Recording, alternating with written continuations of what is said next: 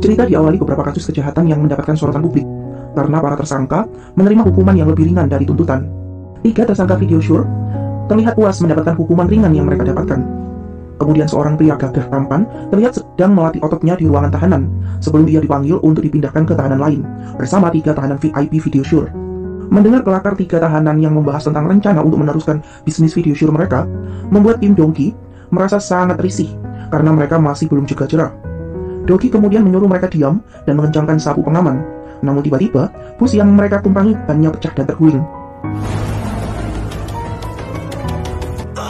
Kemudian mengajak 3 tahanan itu untuk pergi bersamanya dengan taksi mewah. Rasa akan dibantu kabur, mereka pun mengikuti Dogi. Hingga kemudian, setelah tersadar dari pengaruh obat bius, mereka pun sudah terbangun di sebuah gudang tua dengan sebuah TV yang menyala. Mereka sangat terkejut karena media memberitakan mereka sebagai buronan yang kabur dengan melukai para polisi. Dan kini, hukuman seumur hidup mengancam mereka. Mendengar hukumannya yang akan ditambah, mereka tentu sangat kesal, karena sebenarnya mereka akan bebas bersyarat, namun sekarang justru hukuman bertambah berat.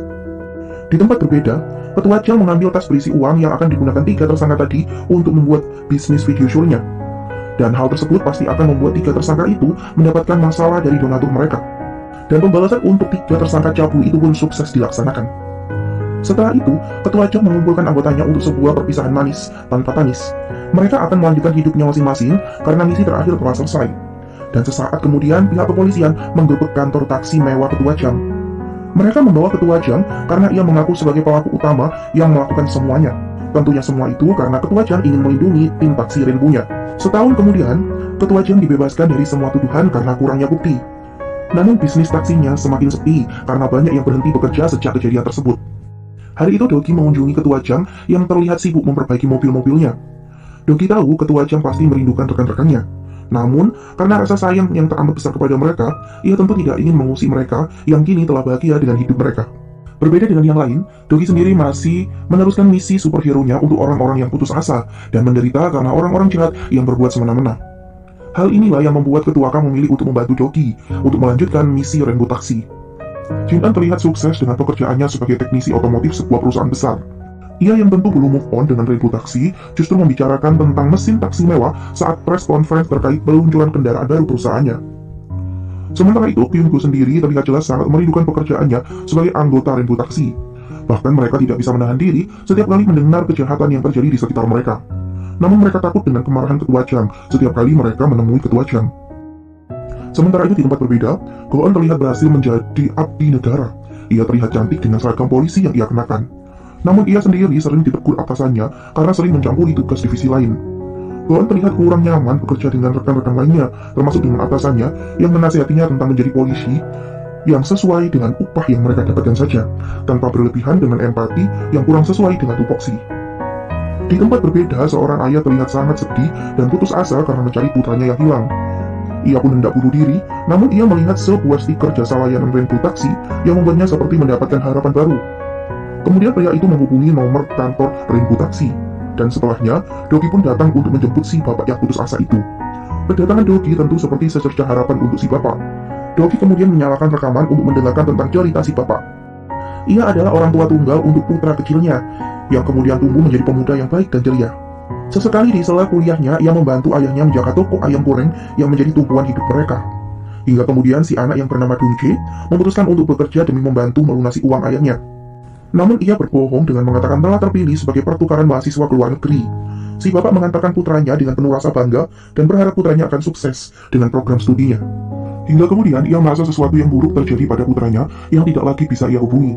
Ditambah lagi, rupanya uang sewa toko mereka diam-diam telah dilunasi oleh Dong-jae. Dan dari teman kuliah Dong-jae sendiri, mereka mengatakan bahwa Dong-jae telah keluar dari kampus dengan alasan akan bekerja. Si bapak yang khawatir kemudian menemukan kontrak kerja putranya. Ia kemudian pergi ke Vietnam untuk mencari putranya. Namun yang ia temukan hanyalah sebuah gedung kosong tak berpenghuni yang menjadi alamat kantor fiktif itu. Si bapak mencoba melaporkan ke pihak kepolisian Korea, namun mereka enggan menerima laporannya. Polisi senior mencoba menasihati si bapak bahwa pihak kepolisian tidak bisa membantu karena beberapa hari yang lalu Dong-jae menelpon pihak dubes Korea di Vietnam agar tidak menghubunginya lagi. Sehingga karena atas permintaan itu, pihak kepolisian pun tidak bisa membantu. Di samping itu, usia Dong-jae sendiri yang sudah 18 tahun ke atas, sesuai protokol kepolisian, tidak bisa dianggap sebagai orang hilang, melainkan dianggap sebagai pemuda yang kabur atas keinginannya sendiri. Namun si bapak bersikeras anaknya sedang dalam bahaya dan tidak mungkin sengaja menjauh dari dirinya. Ia kemudian tanpa lelah menyebarkan brosur orang hilang agar bisa menemukan putranya. Hingga kemudian, sebuah surat putus asa Dongjae diterima oleh ayahnya. Polisi senior mencoba untuk menelpon dan mengkonfirmasi tulisan tersebut. Dan dengan berat hati, ia pun mengatakan bahwa sepertinya Dongjae terlibat dengan judi ilegal di Vietnam. Si bapak tidak ingin mempercayai hal itu, ia pun tetap terus mencari putranya. Namun, saat Dogi mencoba untuk memeriksa tulisan tangan tersebut, ia menyadari sebuah pesan rahasia sengaja ditulis Dongjae dengan sebuah sandi Morse. Dongjae saat itu menuliskan sebuah kalimat, yaitu "Tolong aku". Rupanya selama di Vietnam, Dongjae menjadi korban pekerja paksa oleh organisasi judi ilegal yang memaksa dan menyiksa para pemuda untuk membuat game-game judi. Dan kini, setelah si bapak memutuskan untuk meminta Rainbow Taxi membalaskan dendamnya dan menemukan putranya, Dogi dan Ketua Jam pun akan memulai aksi mereka. Dogi dan Ketua Jam menemukan gedung terbengkalai tua yang menjadi alamat kantor agensi tersebut di Korea. Mereka mencoba mencari info lowongan kerja yang dibuka oleh agen fiktif tersebut. Di tempat berbeda, Goon sendiri yang merasa kasihan melihat si bapak tempo hari, ia pun membantu untuk mencari Dongjae. Kemudian setelah Dogi mendapatkan SMS dari agensi tersebut tentang lamaran pekerjaannya yang diterima, ia pun bersiap untuk pergi ke Vietnam seperti yang Dongjae lakukan dulu. Di sisi lain, saat Ji-eun dan Kyung-gu menjenguk Ketua Jang di kantornya, mereka pun menemukan brosur Dongjae di meja kerja Ketua Jang. Mereka kemudian memeriksa ruangan rahasia untuk memastikan sesuatu, namun Ketua Jang memarahi mereka dan tetap menyembunyikan apa yang sedang ia lakukan dengan Dogi. Padahal ia tentu sangat merindukan dua anggota keluarga Rainbow Taxi itu. Dogi bersama dua orang pencari kerja yang sama dengannya langsung disambut oleh agensi dan dibawa pergi ke sebuah tempat rahasia. Di sisi lain, Ketua Jang mengamati semua yang terekam oleh Dogi dari kacamata rahasianya.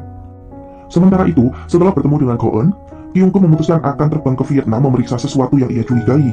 Dan Goon sendiri, ia pun diam-diam mencari informasi tentang Dongjae dan catatan keberangkatan Dongjae ke luar negeri. Di tempat berbeda, pihak agensi sengaja menyenangkan 3 orang calon sapi perah mereka sebelum ia bawa untuk disiksa dan dipaksa untuk bekerja di tempatnya. Dan tiba saatnya mereka bertiga pun diculik, kemudian disekap di sebuah tempat menyeramkan, dengan penuh dengan preman-preman.